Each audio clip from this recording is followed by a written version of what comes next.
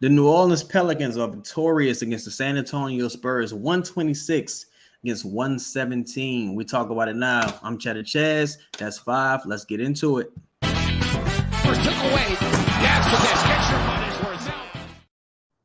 This show is sponsored by Burrs Law Firm, the official injury lawyers of Boot Crew Media, located at 918 Porter Street by the Superdome. Give them a call at 504-523-5413 if you or someone you know has been involved in an accident, and be sure to mention we sent you. That's Burrs Law Firm, the official injury lawyers of Boot Crew Media. Yo, Pelicans back on the winning side of things. You know what I'm saying? Feels good. It beat a team that's supposed to beat. CJ McCollum dropped 40 burger, did his thing. How you feeling about tonight's game, 5? I mean, it was a team that you were supposed to beat in the San Antonio Spurs. But I think we needed this win more than they needed this loss. Like just to be able to beat a team, the one you've already played, and you know how they're going to play. So you try to jump out on them early, and they did. Great play by CJ McCollum. I thought a couple different guys had great games. It was good to see Jax out there for the first time in a long time. See him be active. Just try to iron out those wrinkles and get that 4-game loss taste out of their mouth. I guess that's a flag. That's a flag. But yeah, man, like just to get back on track a little bit. Right. Do you think you look at a game like tonight, right, where your best players are out or out aside from CJ and JV? Do you take anything away from a victory like this? Is there anything transferable for some of the guys, in your opinion? It could be if the staff deemed it so, right? Like, all right, look, this is what we want to work on tonight. You know what I'm saying? Are these things transferable? I think we still need to clean up the turnovers and the rebounding. I think those two we kind of need to consistently get better at if you want to be a really good team. It was good to see us knock down a couple threes. It was good to see CJ getting his rhythm. I think me and you talked about it on a live stream where he he would take shots. He's like, we may have not liked it, but he made them. But we would like to see those. And he missed shots, and we liked them, right? Because they were like in rhythm. So that's like, if he can kind of gauge that a little bit better, I think that can be transferable, down the stretch when we will need that version of CJ. When you see, personally, I really like seeing Herb's minutes and after Herb was doing this thing. I think you got to take into account Herb is coming off an injury himself. And we may have discounted him playing himself back into basketball shape. He had a couple injuries this season, actually. You see Herb tonight. You see Billy. You see some of the others stepping up to the plate. Does that make you hopeful for the future in the event that some of the guys may continue to miss time, like Zion, for instance? Yeah, you need games like this for those guys to get work in, right? Like they got to be good because once the playoffs hit, like, the game plan is going to be dictated based on, the three guys, right? And to be honest, they may not have it. We've seen nights where they've been off, and that's when the others have to be able to really be ready to step up and play valuable minutes and play well in it, right? I think, like the Jose's and I don't know about Jackson, but you hope because Jackson has all the physical gifts in the world that any team would want. But we need him to be able to play. I think the team needs him to be able to play and get those minutes and kind of earn those minutes to a point that Willie Hernangomez, like, Willie's a guarantee. It seems like anytime he plays, he almost gets a double-double or just gets a double-double. Absolutely. And he usually makes the right play or attempts to. I think there was times tonight where, like, he knew what he needed to do or knew what position he was in or how he can be fed. There was times where even you and I were like, wait, he's wide open. Right. Not passing the ball, but those are all predicated off of Willie Hernangomez's screens. I think he does a really good job of that. Like, for me, when I look at Jack's game minutes tonight, right, I just look at try to be a guy, even if you're just another guy out there. Try to at least be that. Don't be a negative when you're out on the court. You know what I'm saying? Saw a guy like Jax just as recently as last season playing valuable minutes, being a contributor. I don't really think his injury plays a factor whatsoever. I just think it's a mental thing, right? We see a guy like Jax out there getting some minutes, did a couple of good things out there, hit a couple singles. Does that make you hopeful for a guy like Jax, or have you just written him off already this season? I haven't written him off because you can still see the potential there. Um, it just needs to. I think it needs to be all singles for him, Yeah. right? If he just plays basketball in a frame of this is what I need to do. I need to set consistent, smart screens. I need to rim run, outrun the other bigs because nobody. Hell, you might be one of the fastest people on the team. To be brutally honest, Mm-hmm. like I run think he in. would be probably faster. Yeah, I'm Yeah. saying. So like use your natural gift, but also be smart with those gifts until you get to the point where you can expand yourself. Because I think he got too far in front of himself, like trying to shoot threes, trying to be that. Like I think if you just did basketball level things, setting screens and just rebounding, bro, I think Jax could have been $100 million player easily. Yeah, you look at a guy like Josh Allen, or even a guy like Nick Claxton right now, what he's doing this season, and it just makes you. Jax has so much talent. It's like the unknown always is going to be more valuable than the actual player, right? Because you think about, man, if he could just figure it out, if he could just put one foot in front of the other, you can have such a dynamic talent at your disposal. Speaking of dynamic guys, you saw CJ tonight. He came out, he was cooking from the jump. You really needed him to be effective with Zion and Brandon. Now, what do you think about his performance tonight? CJ, it doesn't really surprise me. I mean, again, he was sick. Um, and coming off that, and then like just trying to get his legs back under him, and now it's almost back to the point where do you remember those games where CJ had to carry the team, Yes. right? Like it's kind of like a throwback to those games where he had to carry the team, so he put up big numbers, so he's kind of at this point like used to it in a sense. I mean, and then they're gonna probably take it away from him in the next couple of days when Zion or Brandon, hopefully the next couple of weeks when Brandon comes back. So his role consistently changes, just like everybody else's. How do you fit those consistently changing pieces back together into a full puzzle? Yeah, like okay.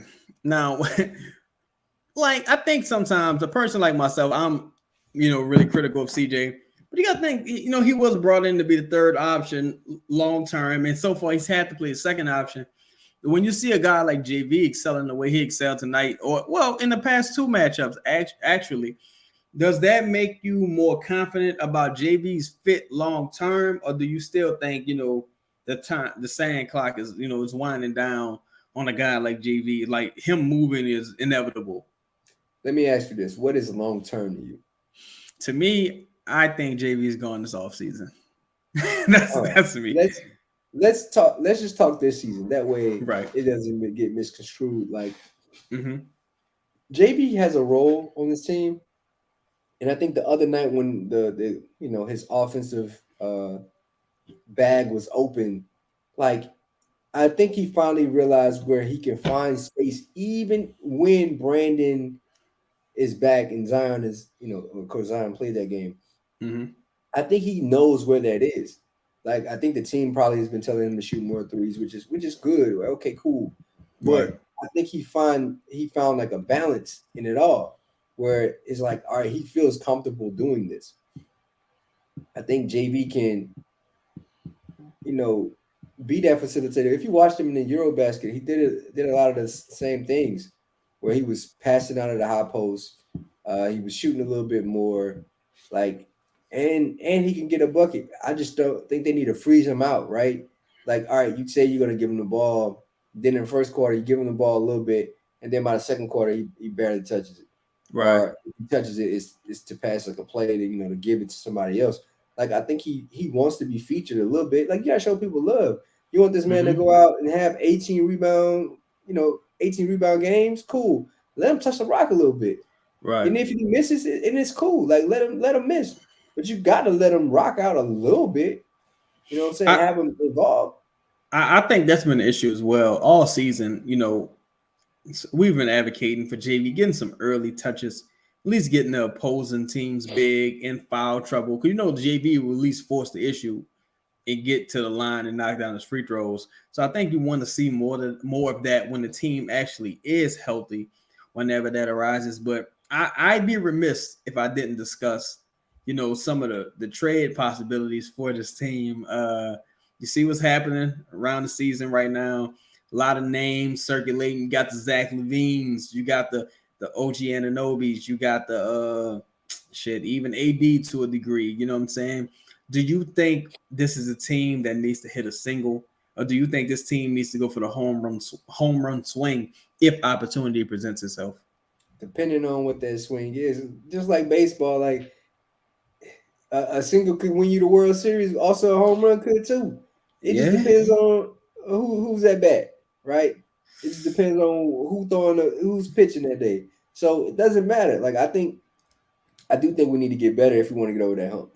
Mm-hmm. I do think that. I said the team needs to get. If the team wants to be CJ said that they want to hang a banner.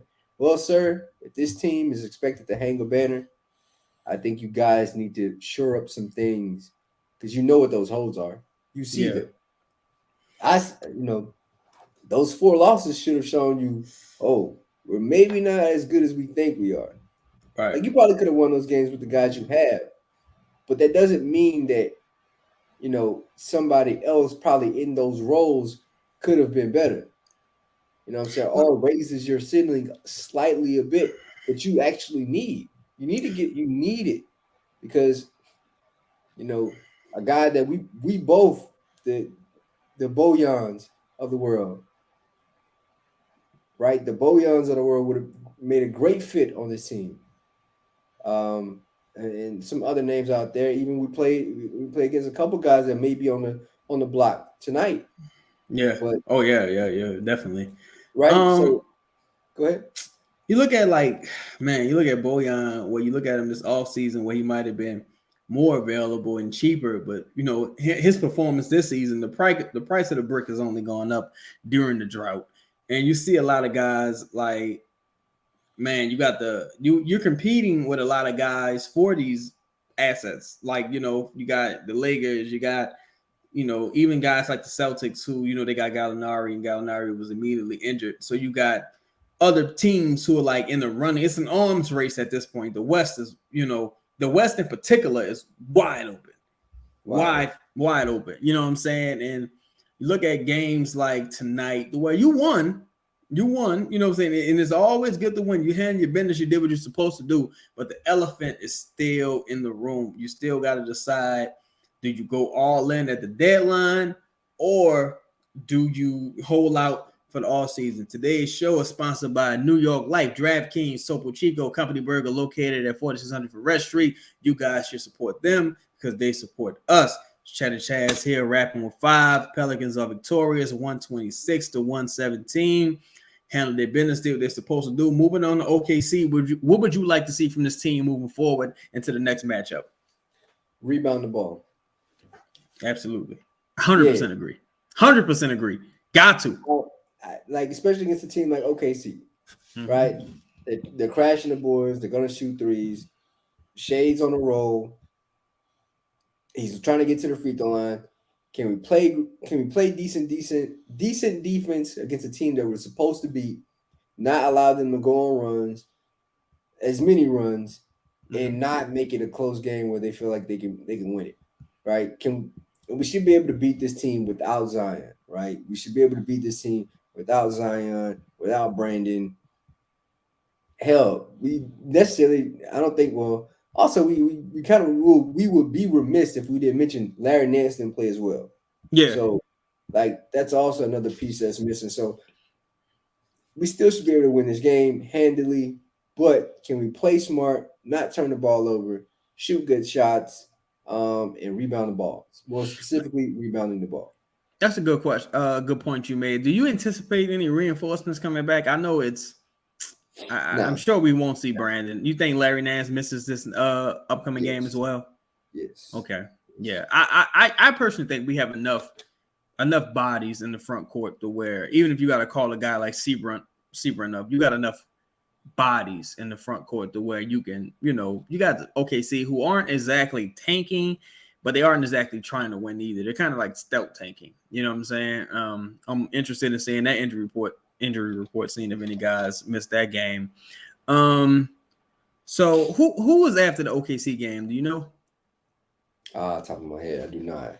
I'll be honest. Let me see here, because I'm interested to see if Zion misses an extended period of time, and we anticipate Brandon being out. I know I personally anticipate him being out at minimum until January. You got Indiana coming up, you got Minnesota coming up. You got some really tough matchups, especially front court matchups. I'm not sure how long Cat's going to be out, but you got some tough matchups coming up.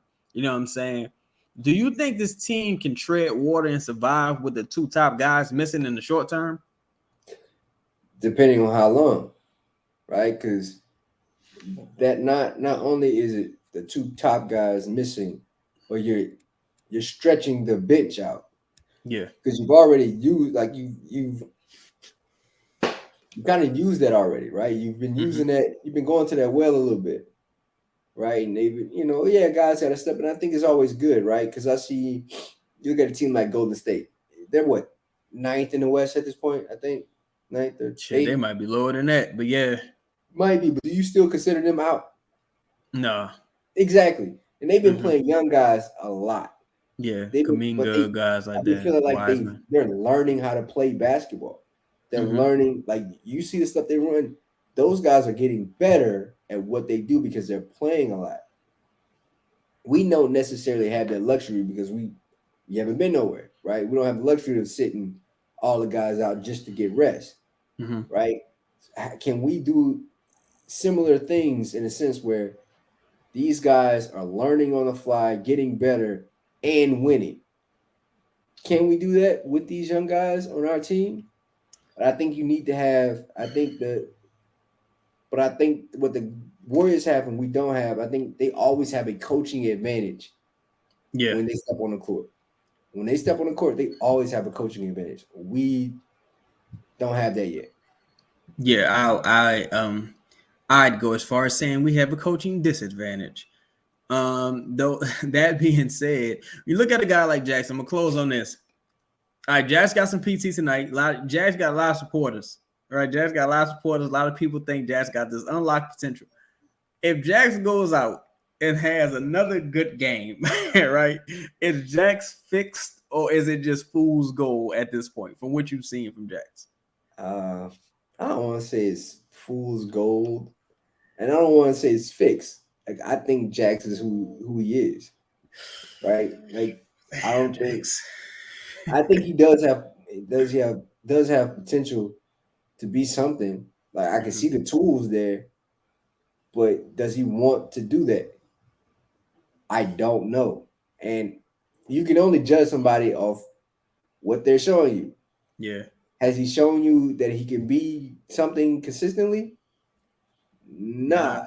Like he needs a right, like, so I think Jax is who he is. So until that day comes, I would love to be proven differently. But I mean, I've always, thought he was a great pickup. I thought he was going to get great value. I thought he was going to be the center of the future. But it just hasn't panned out that way. Yes, I mean, so far he's just been the center of bad attention. And today is December 22nd. You know what I'm saying? Pel's doing their thing. They're still top 6 in the West is all you can hope for, with these injuries that have occurred. Hopefully we get guys back soon, and we're able to build that chemistry going into the new year in February, going to the deadline. And hopefully some of those guys who are on the trading block, those prices start to decrease as teams lean in to tanking. I'm Cheddar Chaz. That's 5. Thank y'all for joining us tonight. Again, the Pelicans are victorious. This show is sponsored by Boot Crew Media. New York Life, DraftKings, Company Burger. You guys should support them because they support us. Topo Chico. Enjoy the show, guys. The Pelicans are victorious. We're going to try to get another one against OKC. We out. Peace.